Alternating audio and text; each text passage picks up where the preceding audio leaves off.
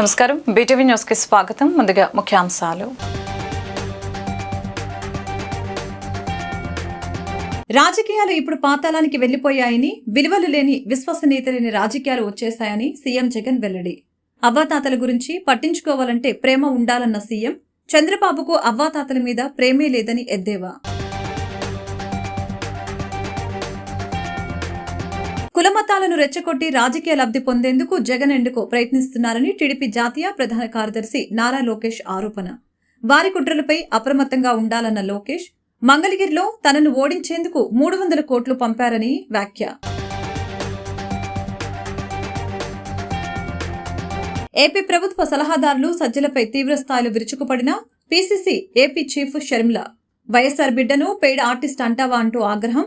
నోరు ఉంది కదా, ఏది పడితే అది మాట్లాడితే ఊరుకోమని హెచ్చరిక. విజయవాడలో కూటమికి భారీ షాక్.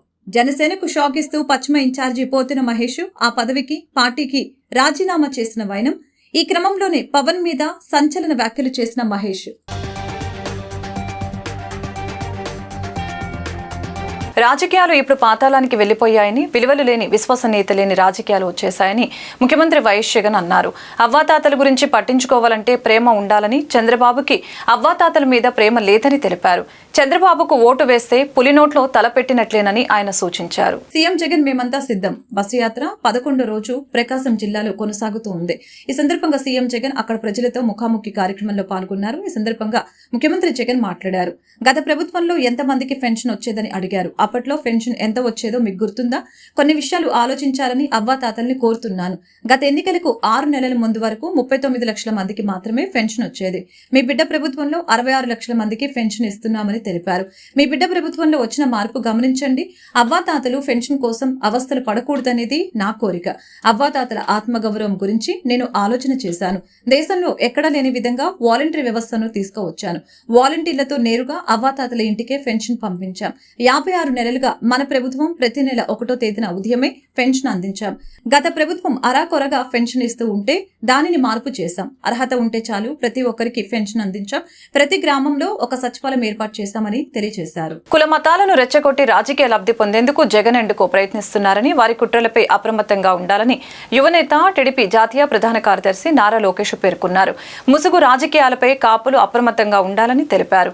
మంగళగిరిలో తనను ఓడించేందుకు 300 కోట్లు పంపారని వ్యాఖ్యానించారు. మంగళగిరి నియోజకవర్గం కొలనుకొండ రచ్చబండ సభలో యువనేత లోకేష్ మాట్లాడుతూ, గత ప్రభుత్వంలో కాపులకు ప్రత్యేక కార్పొరేషన్ ఏర్పాటు చేయడంలో 5% రిజర్వేషన్లు చంద్రబాబు కల్పిస్తే జగన్ వచ్చిన తర్వాత రద్దు చేశారు. కాపుల పేరుతో ఇప్పటి వరకు ముసుగు రాజకీయం చేసిన కొందరు పెద్దలు ఇప్పుడు ముసుగు తొలగించి ఇప్పుడు వైసీపీలో చేరారు. నన్ను మంగళగిరిలో ఓడించేందుకు ఇసుక మద్యంలో సంపాదించిన అవినీతి డబ్బు 300 కోట్లు పంపారు.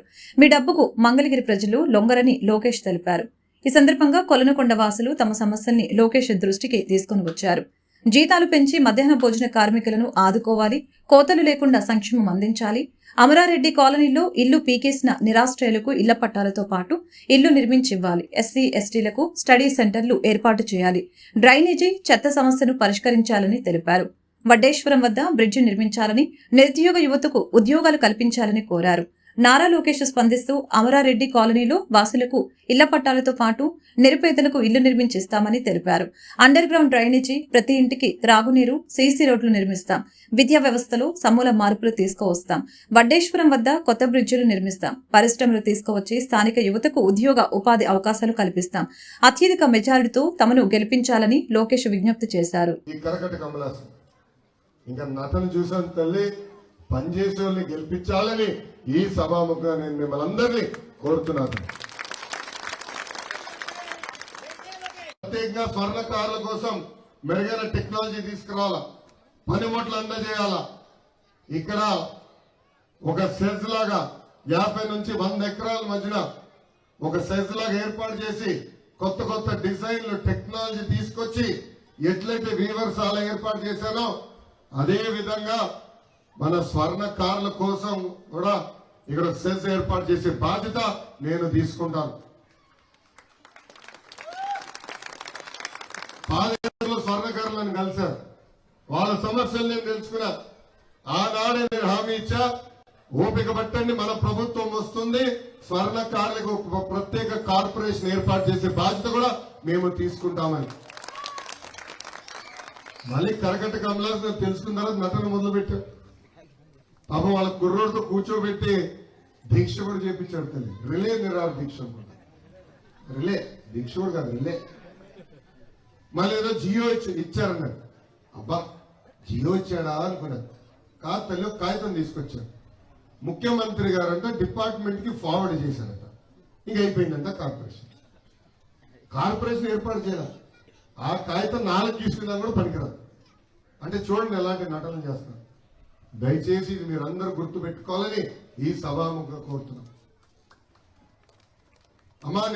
ప్రభుత్వ సలహాదారు సజ్జల రామకృష్ణారెడ్డిపై షర్మిల తీవ్ర స్థాయిలో మండిపడ్డారు. వైఎస్ఆర్ బిడ్డను పెయిడ్ ఆర్టిస్ట్ అంటావా అంటూ విరుచుకుపడ్డారు. నోరు ఉంది కదా అని ఏది పడితే అది మాట్లాడితే ఊరుకునేది లేదని హెచ్చరించారు. కడప ఎంపీగా షర్మిలను గెలిపించుకునేందుకు వివేక కుమార్తె సునీత పలువురి మద్దతు కూడా కూడగడుతున్నారని తెలిపారు. కుటుంబానికి చెందిన శివప్రకాష్ రెడ్డిని వెంట పెట్టుకుని వేంపల్లెలో వైసీపీ నాయకుల ఇళ్లకు వెళ్లి మద్దతు కోరారు. ఇటీవల తెలుగుదేశం నుంచి వైసీపీలో చేరిన మాజీ MLC Satish Reddy, YCP ZPTC Ravikumar Reddy ఇంటింటికి వెళ్లి తనకు జరిగిన అన్యాయాన్ని వివరించడంతో పాటు షర్మిలకు ఓటు వేసి గెలిపించాలని కోరారు. జగన్మోహన్ రెడ్డి గారికి ఒక సలహాదారుడు ఉన్నారు, సజ్జల రామకృష్ణారెడ్డి.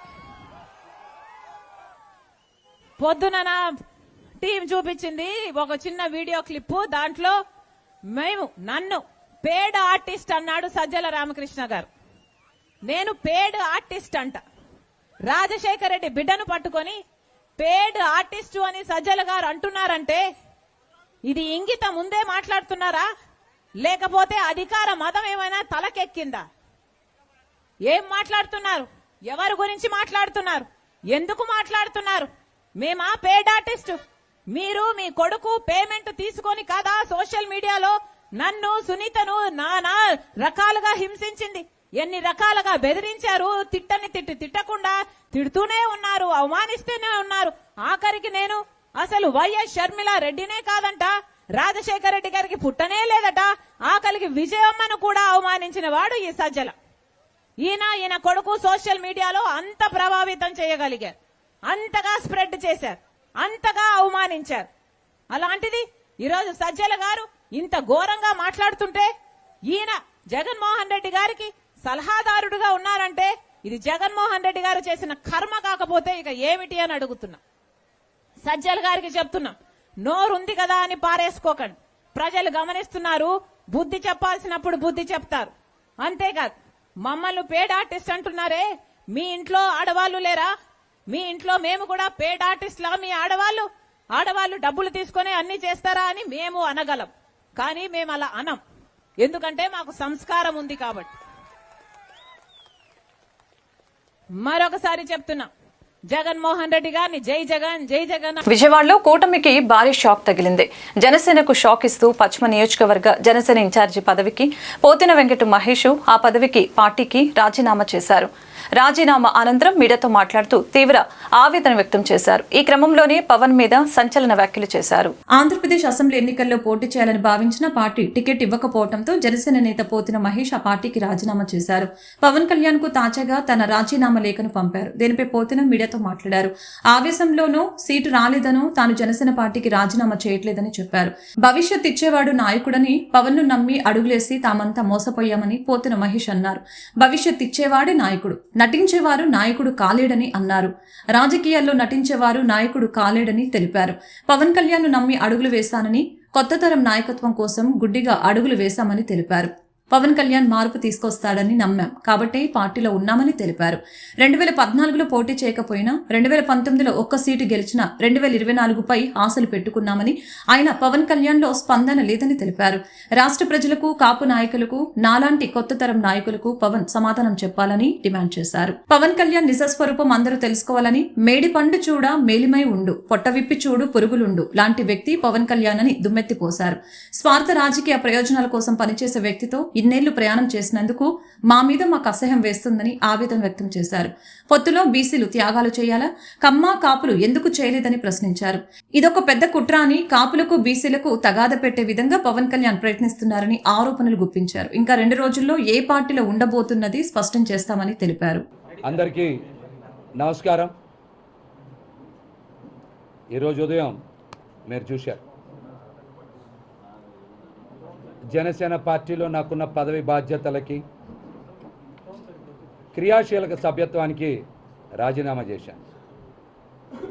ఇప్పుడు నేను మాట్లాడుతున్న మాటలన్నీ కూడా ఏదో ఆవేశంతోనో లేకపోతే సీటు రాలేదనేటువంటి అసంతృప్తితోనో మాట్లాడేటువంటి మాటలు కావు. నేను మాట్లాడే ప్రతి మాట కూడా ఎంతో ఆలోచనతో, ముందు చూపుతోనే మాట్లాడుతా ఉన్నా.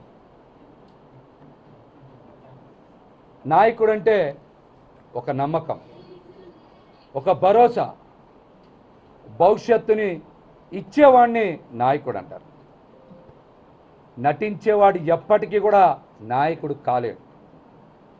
ముఖ్యంగా రాజకీయాల్లో నటించేటువంటి వ్యక్తి ఎప్పటికీ ఎవ్వరికి భరోసా ఇవ్వలేరు.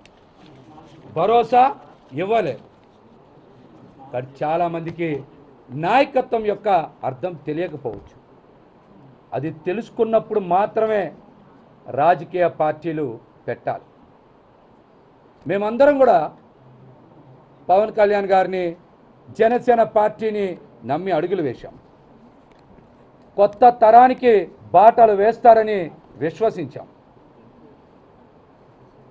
వారు ఏం మాట్లాడినా, ఎలా ప్రవర్తించినా రాజకీయాల్లో మార్పు తీసుకువస్తారని, కొత్త తరం నాయకత్వాన్ని ప్రోత్సహిస్తారని, తయారు చేస్తారని నమ్మాం. రాబోయే ఎన్నికల్లో తమ కూటమి ప్రభుత్వం అధికారంలోకి రావడం ఖాయమని విజయవాడ టీడీపీ ఎంపీ అభ్యర్థి కేశినేని శివనాథ్ చిన్ని వ్యాఖ్యానించారు.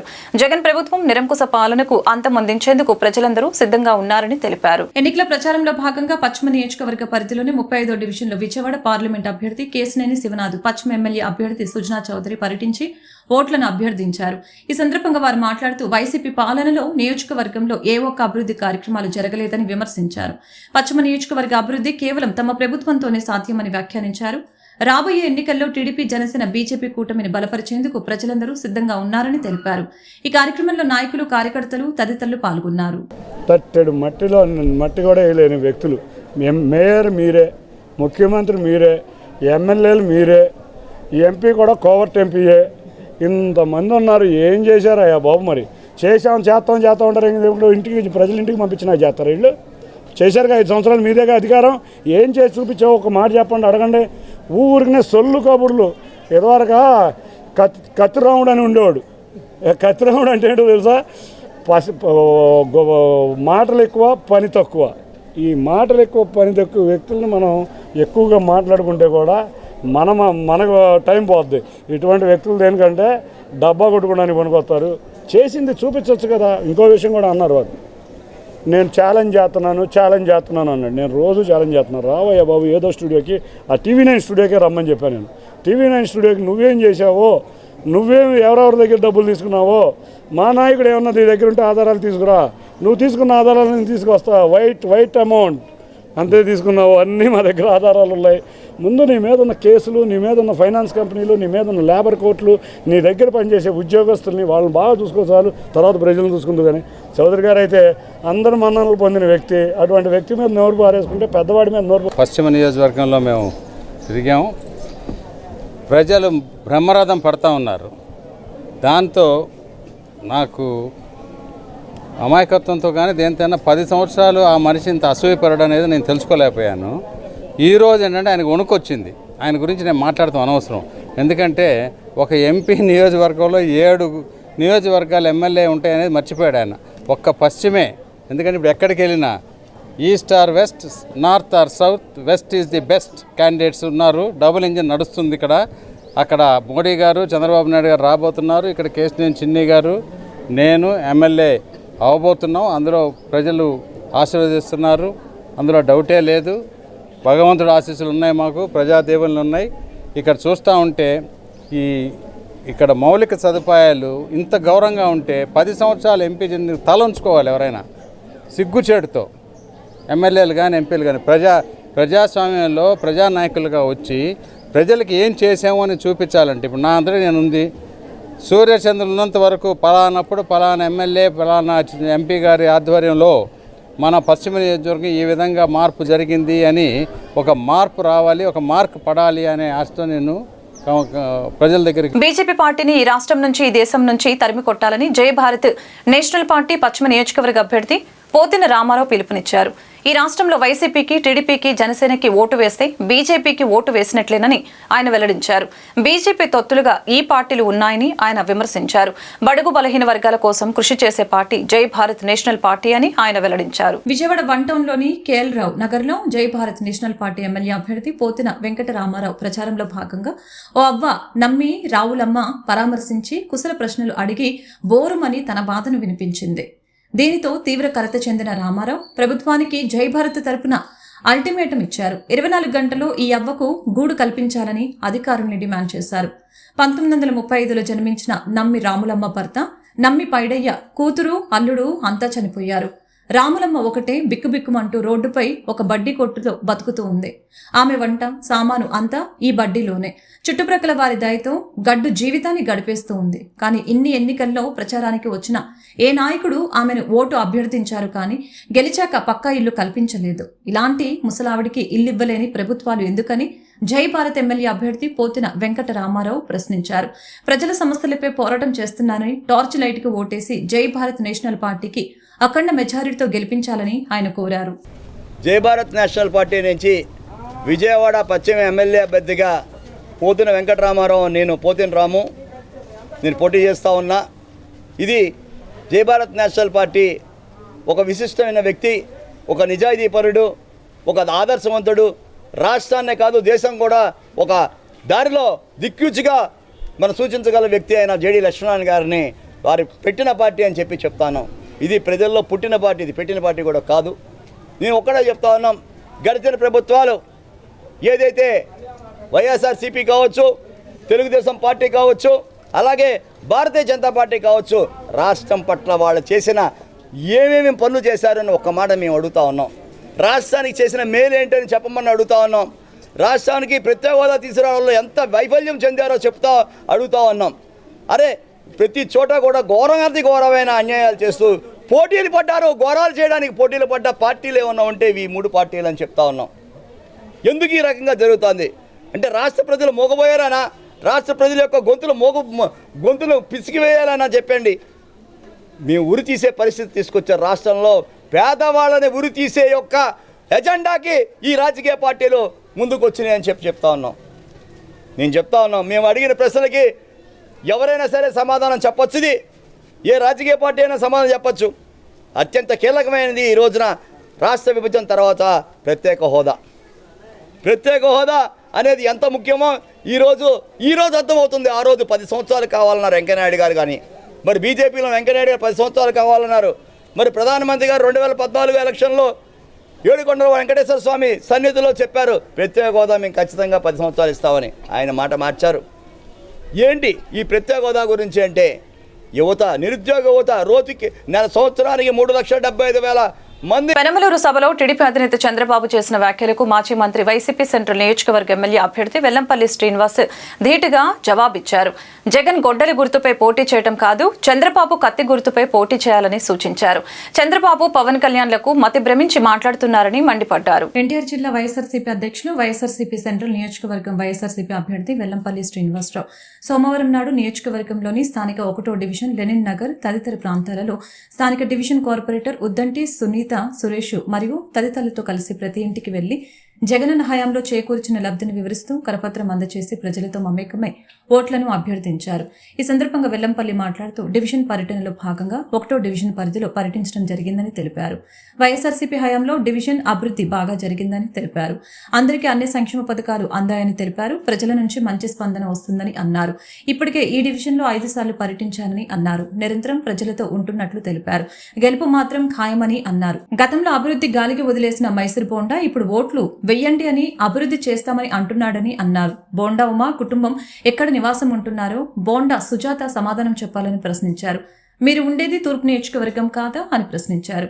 గతంలో పోటీ చేసినప్పుడు మీరిచ్చిన అఫిడవిట్లో కూడా తూర్పు నియోజకవర్గం చిరునామా పెట్టారు, ఒకసారి చూసుకోండని అన్నారు.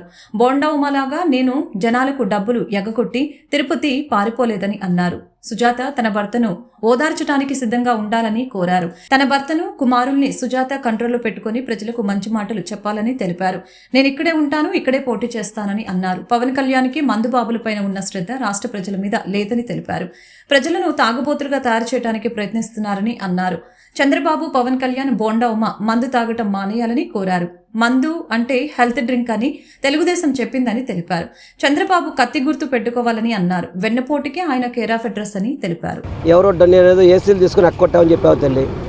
నిజంగా తల్లి నా అడ్రస్ అయితే మారలేదు. ఎప్పుడు కూడా నేను బ్రాహ్మణులు ఉన్నాను.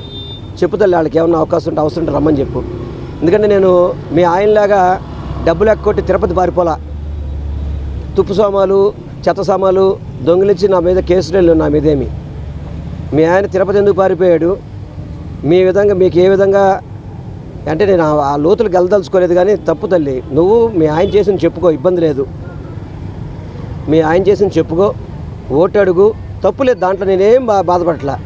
కానీ ఎదుటి వ్యక్తిని గురించి మాట్లాడేటప్పుడు కొంచెం సభ్యతగా మాట్లాడు తల్లి, సభ్యతగా మాట్లాడకపోతే మేము కూడా నోరిపితేమ్మా కొంచెం ఇబ్బంది పడతావు. నువ్వు నాకు కొంచెం నీ గురించి అలా మాట్లాడకూడదని చెప్పి ఆలోచన తాగుతున్నావు తప్ప నేను మాట్లాడాను తల్లి. పొరపాటున కూడా మీరు బయటకు కూడా రాలేదు తల్లి. దయచేసి ఎదుటి వ్యక్తిని మాట్లాడేటప్పుడు చూద్దాం. రేపు జూన్ 4వ తారీఖు రిజల్ట్స్ వస్తాయి కదా తల్లి. తప్పకుండా మీ ఆయన్ని ఓదాల్సిన పరిస్థితి వస్తుంది, గుర్తుపెట్టుకో తల్లి. మీ ఆయన్ని ఓదాల్సాలి తప్పదు. ఎందుకంటే ఆయన చేసిన తప్పులు అవి. నువ్వేం చేసావంటే మీ ఆయన్ని సమర్థించుకున్నావు. మీ కుమారులను కూడా కంట్రోల్ పెట్టుకోవాలి. నువ్వు ఫస్ట్ కుటుంబాన్ని కంట్రోల్ పెట్టాలి. నువ్వు కుటుంబాన్ని కంట్రోల్ పెట్టిన తర్వాత బయట వ్యక్తుల గురించి మాట్లాడదు.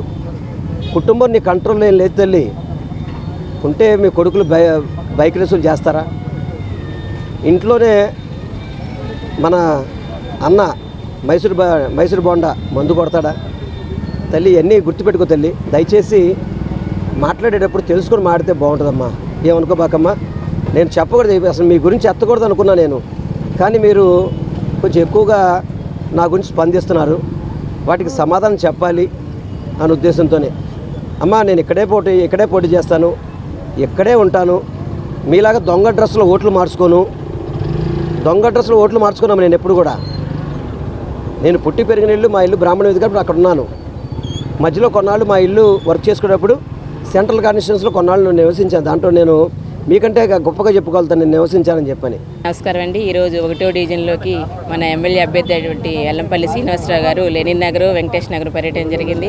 ఏదైతే జగన్మోహన్ రెడ్డి గారు ప్రవేశపెట్టిన సంక్షేమంతో పాటు అభివృద్ధి కూడా సార్ రాగానే ఒక 5 బోర్లు శాంక్షన్ చేయడం జరిగింది. ఇప్పుడు తిరిగిన రోడ్డు కూడా వేయడం జరిగింది. సార్ రాగానే అభివృద్ధి కూడా చాలా ముందుకు తీసుకెళ్తున్నారు. ఇంకా ఏదైతే మనం ప్రతి గడపకి వెళ్ళినప్పుడు సార్తో 4-5 పథకాలు రావడం జరుగుతుందని చెప్తున్నారు. ఇప్పుడు సచివాలయాన్ని ఏర్పాటు చేశారు, వాలంటీర్లు తీసుకొచ్చారు. ఈ ప్రభుత్వాన్ని ఎంత సహకరిస్తుంటే చంద్రబాబు నాయుడు వాలంటీర్లను ఆప్ చేసి వృద్ధులను కూడా సచివాలయానికి తీసుకెళ్లి ఫంక్షన్లు ఆప్ చేసే పరిస్థితి తీసుకొస్తున్నారు. ఏదైతే ప్రజలు ఆలోచించాలి, రేపు రాబోయే ఎలక్షన్స్లో కూడా ఫ్యాన్ గుర్తు కొట్టేసి మన ఎమ్మెల్యే అభ్యర్థి వెల్లంపల్లి శ్రీనివాసరావు గారిని, జగన్ గారిని ఆశీర్వదించాలని కోరుకుంటున్నాను. Thank you. 3 పార్టీలు సమన్వయంతో పనిచేసి ఎన్నికల్లో ఘన విజయం సాధిస్తామని తూర్పు నియోజకవర్గ టీడీపీ, జనసేన, బీజేపీ ఉమ్మడి అభ్యర్థి గద్దె రామ్మోహన్ తెలిపారు. ఓటర్లను అయోమయానికి గురి చేసే విధంగా వైఎస్ఆర్ పార్టీ నేతలు ప్రయత్నిస్తున్నారని మండిపడ్డారు. ప్రజలకు ఉన్న అపోహలు అన్ని పోగొట్టి అధికారంలోకి వస్తామని ధీమా వ్యక్తం చేశారు. తూర్పు నియోజకవర్గం టీడీపీ కార్యాలయం నందు టీడీపీ, జనసేన, బీజేపీ పార్టీల డివిజన్ స్థాయి ఉమ్మడి సమన్వయ కమిటీ సమావేశం జరిగింది. ఈ కార్యక్రమంలో జనసేన నేత అమ్మిశెట్టి వాసు, బీజేపీ నేత నాగేశ్వరరావు, టీడీపీ ఎమ్మెల్యే గద్దె రామ్మోహన్ మరియు 3 పార్టీలకు చెందిన డివిజన్ స్థాయి నాయకులు పాల్గొన్నారు. ఈ సందర్భంగా ఎమ్మెల్యే గద్దె మాట్లాడుతూ డివిజన్ స్థాయి నుంచి 3 పార్టీల నేతల్ని సమన్వయం చేసేందుకు ఈ సమావేశం నిర్వహించడం జరిగిందని తెలిపారు. రానున్న కాలంలో 3 పార్టీలు ఒకే మాట మీద నడిపించేందుకు సిద్ధంగా ఉన్నామని తెలిపారు. వైసీపీ ఓటర్లను అయోమయానికి గురి చేసేందుకు ప్రయత్నం చేస్తున్నారని చెప్పారు. ప్రజలకు ఉన్న అపోహలు అన్ని పోగొట్టి అధికారంలోకి వస్తామని స్పష్టం చేశారు. సూపర్ 6 పథకాలను అధికారంలోకి రాగానే అమలు చేస్తామని హామీ ఇచ్చారు. డివిజన్ స్థాయిలో సమన్వయం చేసే విధానం కోసం ఇవాళ సమావేశం అవడం జరిగింది.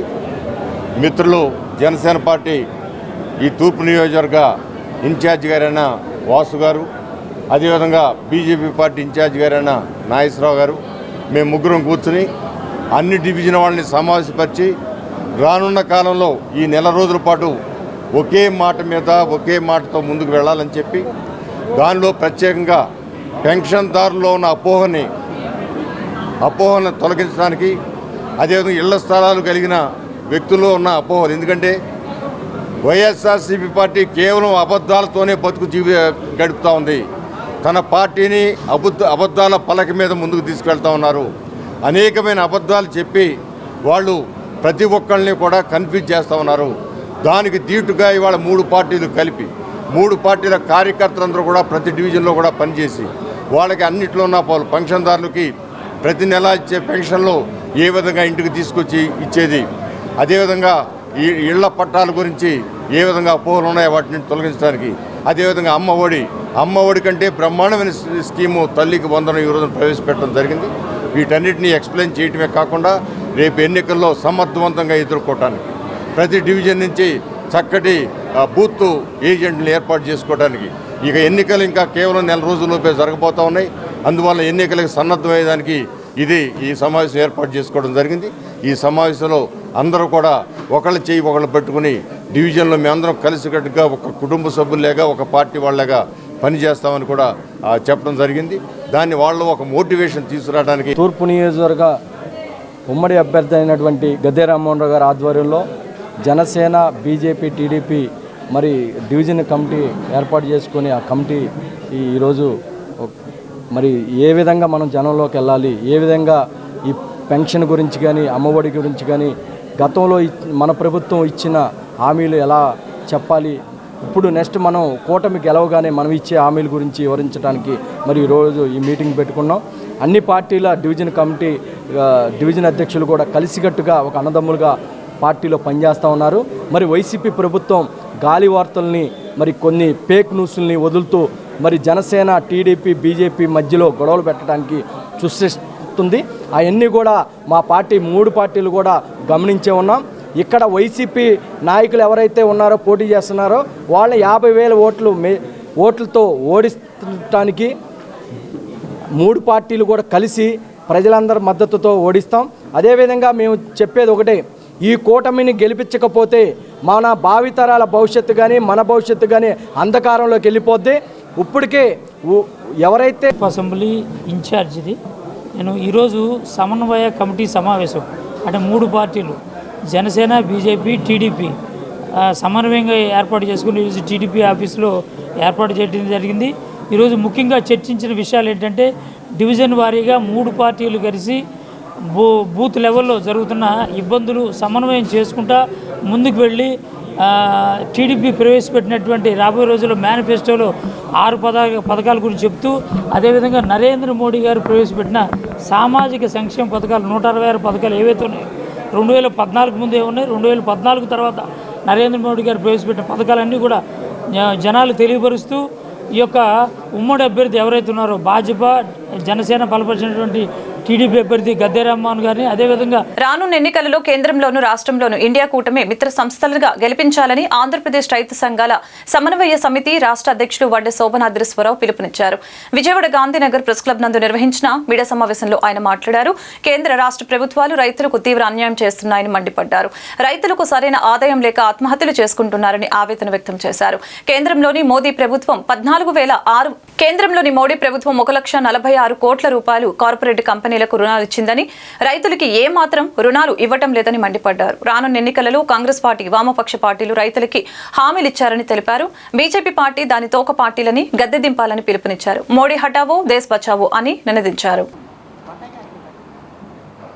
ఎండనక వాననక ప్రకృతి వైపరీత్యాలను తట్టుకుంటూ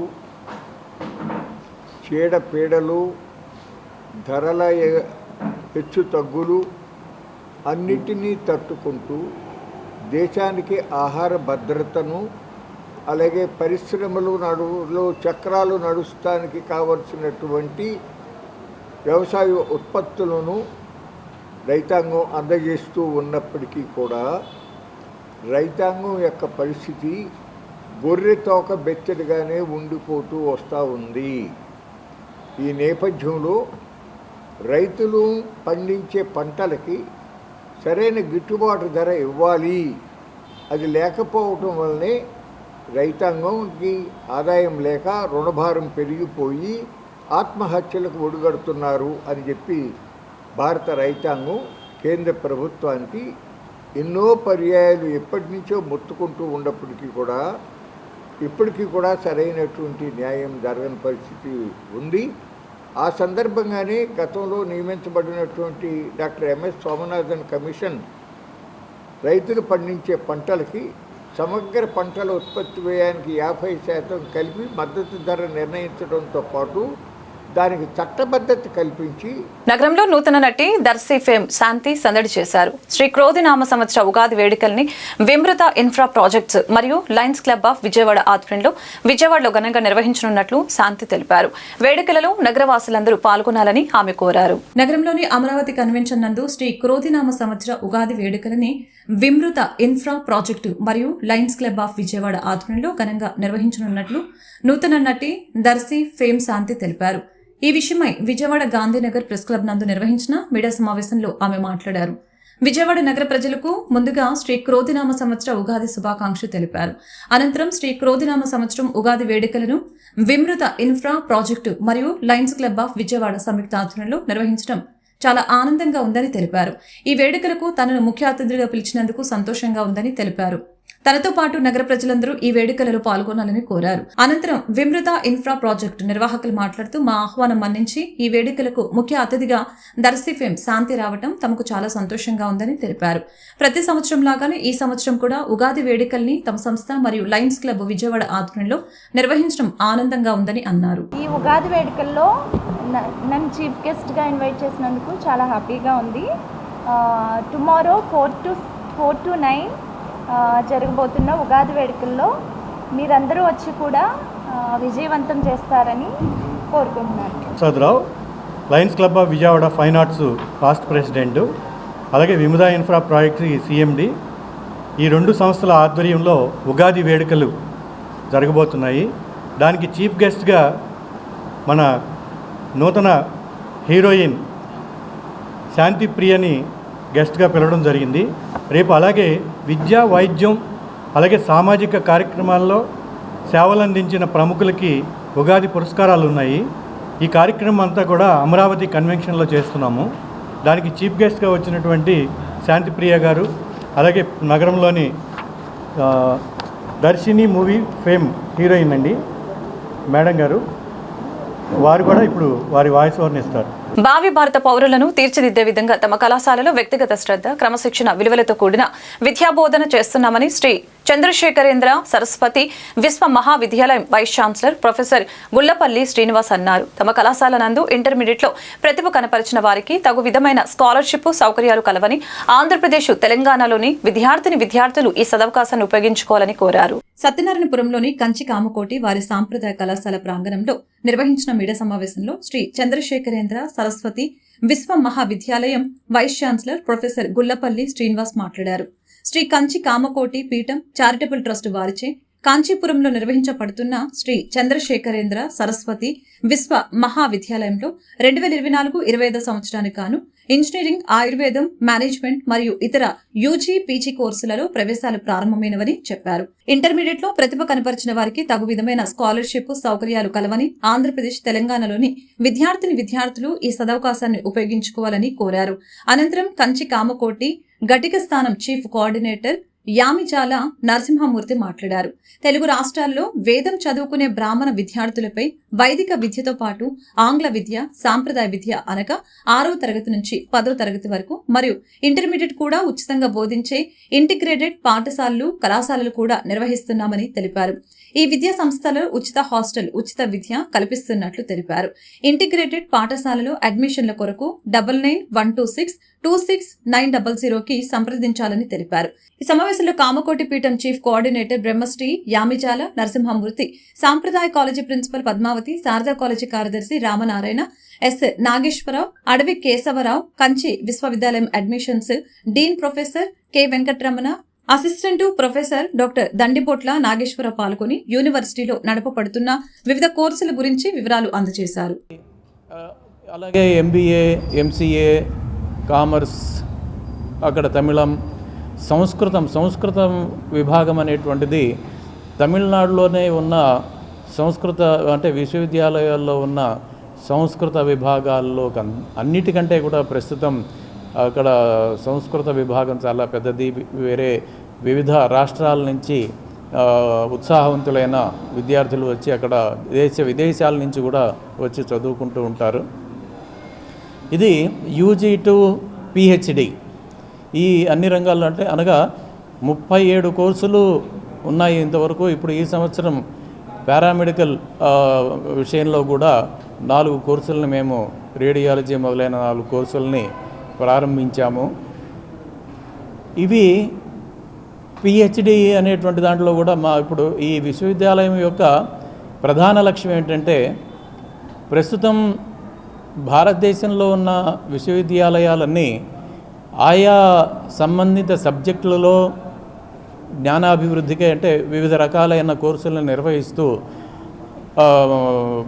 వాటికి విద్యార్థులకి తోడ్పడుతున్నాయి. కోటి పీఠాధిపతులు శ్రీ శ్రీ శ్రీ శంకర విజయేంద్ర సరస్వతి స్వామీజీ వారు విద్య గురించి తీసుకుంటున్న కాన్సన్ట్రేషన్లో KG to PG కార్యక్రమం అంటే LKG నుంచి కాదు, కానీ తల్లిదండ్రుల దగ్గర చిన్నపిల్లలు ఉండాలి కాబట్టి హై స్కూల్ స్థాయి నుంచి ఇంటర్మీడియట్ వరకు ఏదైతే ప్రస్తుతం ఈ వేదాభ్యాసం చేస్తూ ఇంగ్లీష్ విద్య రావట్లేదో, ఈ పౌరోహిత్యం కానీ అర్చకత్వం కానీ ఈ వేదం కానీ నేర్చుకుంటున్న పిల్లలకి ఇంగ్లీష్ విద్య సౌలభ్యం ఉండట్లేదన్న భావంతో 6వ తరగతి నుంచి ఇంటర్మీడియట్ వరకు మగపిల్లలందరూ కూడా ఒక పూట ఆంగ్ల విద్య అంటే 10th క్లాస్ వరకు 10th క్లాస్ కోర్సులు, ఇంటర్మీడియట్ అంతా బోర్డ్ ఆఫ్ ఇంటర్మీడియట్ తోటి ఆ కోర్సులు చదివిస్తూ మధ్యాహ్నం పూట వేదము, స్మార్తము, ఆగమము ఇటువంటి పాఠశాలలు తిరుపతి, విజయవాడ,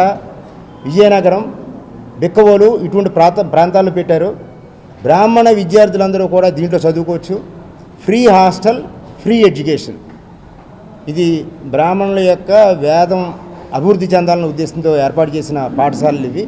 అదేవిధంగా ఆడపిల్లలు కూడా ఒక సాంప్రదాయ పద్ధతులు అవలంబించాలన్న ఉద్దేశంతో ఆడపిల్లలు కూడా సాంప్రదాయ పాఠశాలలు తిరుపతి, విజయవాడ, హైదరాబాద్, మహబూబ్ నగర్లో పెట్టారు. మన విజయవాడలో ఇక్కడ సుమారు 150 మంది పిల్లలు, ఆడపిల్లలు, బ్రాహ్మణ ఆడపిల్లలు ఈ కాలేజీలో సాంప్రదాయ కాలేజీలో చదవడం జరుగుతోంది. పద్మావతి గారు దానికి ప్రిన్సిపల్గా ఉన్నారు. వార్త ముగించే ముందు ముఖ్యాంశాలు మరొకసారి. రాజకీయాలు ఇప్పుడు పాతాళానికి వెళ్లిపోయాయని, విలువలు లేని, విశ్వసనీయత లేని రాజకీయాలు వచ్చేశాయని సీఎం జగన్ వెల్లడి.